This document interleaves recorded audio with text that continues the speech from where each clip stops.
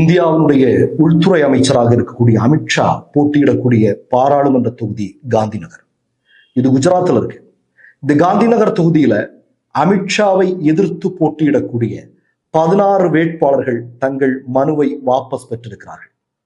அதாவது உங்களுக்கு நன்றாக தெரியும், கடந்த பாராளுமன்ற தேர்தலில் காந்தி நகர் தொகுதியில் அமித்ஷா 4 லட்சத்திற்கும் அதிகமான வாக்குகள் வித்தியாசத்தில் வெற்றி பெற்றிருந்தார். அப்படி வெற்றி பெற்ற தொகுதியில் இந்த முறை போட்டியிடும் போது அவரை எதிர்த்து போட்டியிடக்கூடிய 16 வேட்பாளர்கள் தங்கள் மனுவை வாபஸ் பெற்றிருக்கிறார்கள் என்றால் அதற்கு பின்னால் என்ன இருக்கிறது? தோல்வி பயத்தின் உச்சியில் மோடியும் அமித்ஷாவும் இருக்கிறார்கள். இப்ப காந்தி நகர் தொகுதியில ஜிஜேந்திர சௌகான் என்று சொல்லக்கூடிய ஒரு சுயேட்சை வேட்பாளர் மனு கொடுத்திருந்தார் இந்த தேர்தலில் போட்டியிடுவதற்காக. அவர் அமித்ஷாவுடைய அடியாட்களால் கடுமையாக மிரட்டப்பட்டிருக்கிறார். அது தொடர்பாக அவர் ஸ்க்ரோல் அப்படின்னு சொல்லக்கூடிய ஒரு இதழுக்கு